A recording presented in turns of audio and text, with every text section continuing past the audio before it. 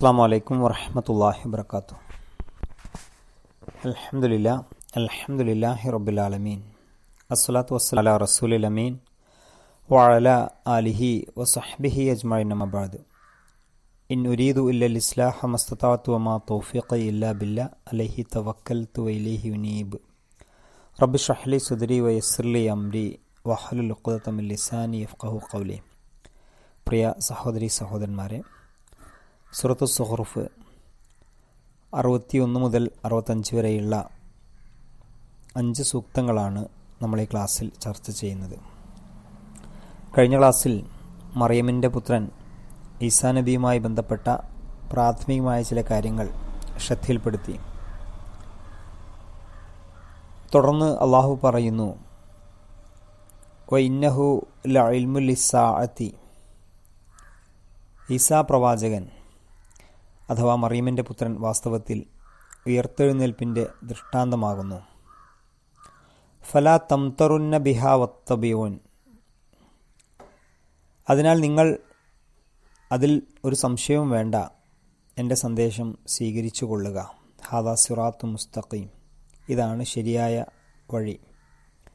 ഇവിടെ ഈസാ നബി അലൈഹി സ്വലാത്തു വസ്സലാം അന്ത്യനാളിൻ്റെ അടയാളമാണ് എന്ന് പറയുന്നു. ചില വ്യാഖ്യാതാക്കൾ അന്ത്യനാളിൻ്റെ അടയാളം എന്നതുകൊണ്ട് ഖുർആനാണ് എന്ന് പറയുന്നുണ്ട്. ഹസൻ ബസ്രി, സഈദ് ബിൻ ജുബൈർ എന്നിവരുടെയൊക്കെ അഭിപ്രായം അങ്ങനെയാണ്. എന്നാൽ അത് അത്ര കണ്ട് യോജിച്ചതല്ല എന്നാണ് സയ്യിദ് അബ്ദുൽ മൗദൂദ് സാഹിബ് സൂചിപ്പിക്കുന്നത്. കാരണം പശ്ചാത്തലവുമായി തീരെ പൊരുത്തപ്പെടുന്നില്ല. ഇവിടെ സൂചിപ്പിക്കുന്നത് ഖുർആനെയാണെന്ന് പറയാൻ ആസ്പദമാക്കുന്ന സാഹചര്യ തെളിവുകളൊന്നും ഈ വചനത്തിൽ കാണാൻ കഴിയില്ല. ചില ആളുകൾ പറയുന്നത്, ഇബ്നു അബ്ബാസ്, ഇക്രിമ, മുജാഹിദ്, ഖത്താദ തുടങ്ങിയ ആളുകൾ ഈസാ നബിയുടെ ദ്വിതീയ ആഗമനം, ഈസാ നബി ഇപ്പോൾ ജനിച്ചു, പിന്നീട് അദ്ദേഹം ആകാശത്തേക്ക് ഉയർത്തപ്പെട്ടു, വീണ്ടും അന്ത്യനാളിന് മുമ്പ് ഈസാ ഭൂമിയിലേക്ക് വരും, ഇങ്ങനെ പറയുന്നതിനും ചില പരിമിതികളുണ്ട്. കാരണം ശേഷമുള്ള വാക്യം ഈ അർത്ഥത്തോട് യോജിക്കുന്നില്ല. അദ്ദേഹത്തിൻ്റെ പുനരാഗമനം അന്ത്യനാൾ സംബന്ധിച്ച അറിവിനുള്ള മാധ്യമമാവുക അദ്ദേഹം വരുന്ന ആ കാലത്തും അതിനു ശേഷവും ജീവിക്കുന്ന ആളുകൾക്ക് മാത്രമാണ്. പിന്നെ എങ്ങനെയാണ് മക്കയിലെ ആളുകൾക്ക് ഈസാ നബിയെക്കുറിച്ച് അദ്ദേഹം അന്ത്യനാളിൻ്റെ അടയാളമാണ് എന്ന വചനം വ്യക്തമാവുക? ഇവിടെ ചില മുഫസ്സിറുകൾ നൽകിയ വ്യാഖ്യാനത്തോടാണ് സയ്യിദ് അബ്ദുൽ മൗദൂദ് സാഹിബ് യോജിക്കുന്നത്.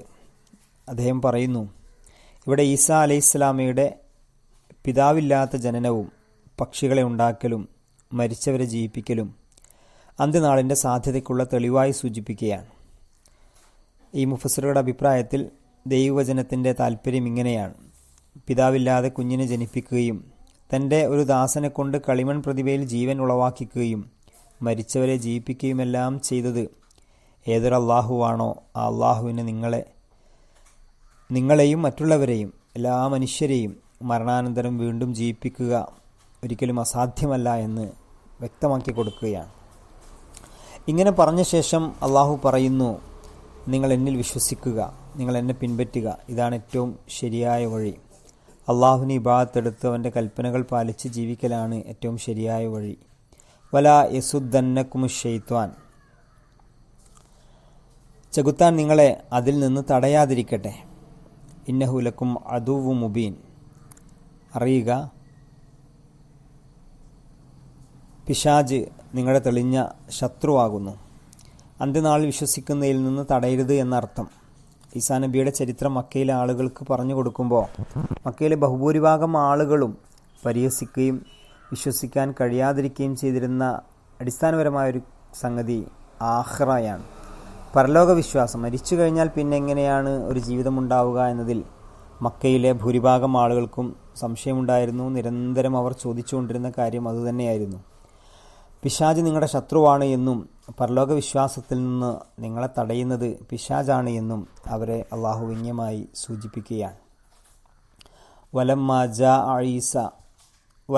ജാഅ ഈസാ ബിൽ ബയ്യിനാത്തി ഖാല ഖദ് ജിഅ്തുകും ബിൽ ഹിക്മത്തി. ഈസാ നബി നിങ്ങളിലേക്ക് വന്നിരിക്കുന്നു സ്പഷ്ടമായ ദൃഷ്ടാന്തങ്ങളുമായി.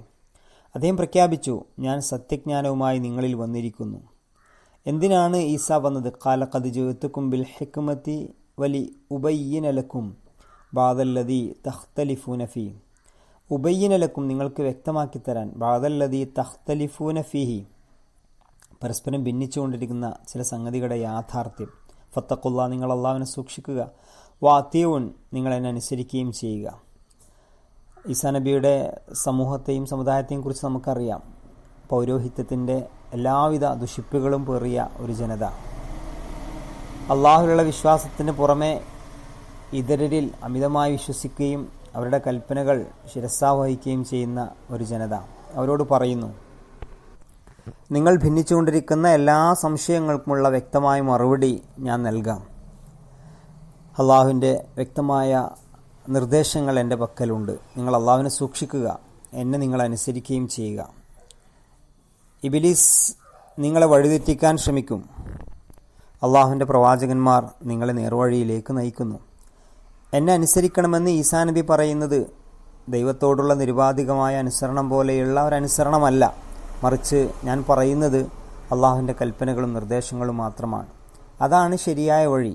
ഇരു ലോകത്തും നമുക്ക് വിജയിക്കാൻ പ്രവാചകന്മാരിലൂടെ നിങ്ങൾക്ക് ലഭ്യമായ സന്ദേശങ്ങൾ സ്വീകരിക്കലാണ്. അതുകൊണ്ട് നിങ്ങൾ അള്ളാഹുവെ സൂക്ഷിക്കുകയും എന്നെ അനുസരിക്കുകയും ചെയ്യുക. ഇന്നല്ലാഹു ഹുവ റബ്ബി, തീർച്ചയായും അള്ളാഹുവാണ് എൻ്റെ രക്ഷിതാവ്. റബ്ബുക്കും, നിങ്ങളുടെയും രക്ഷിതാവ്. ഫഅ്ബുദു, അതുകൊണ്ട് അവന് ഇബാദത്ത് ചെയ്യുക. ഏതെങ്കിലും ചില സമയങ്ങൾ അവനോട് പ്രാർത്ഥിക്കുകയും ആരാധിക്കുകയും ചെയ്യുക എന്നതല്ലല്ലോ ഇബാദത്ത് എന്നതിൻ്റെ അർത്ഥം. ജീവിതത്തിൻ്റെ മുഴുവൻ രംഗങ്ങളിലും അള്ളാഹുവിൻ്റെ കൽപ്പനകൾ, നിർദ്ദേശങ്ങൾ പാലിക്കലാണ് ഇബാദത്ത്. അള്ളാഹുവിനെ അനുസരിക്കലാണ് ഇബാദത്ത്.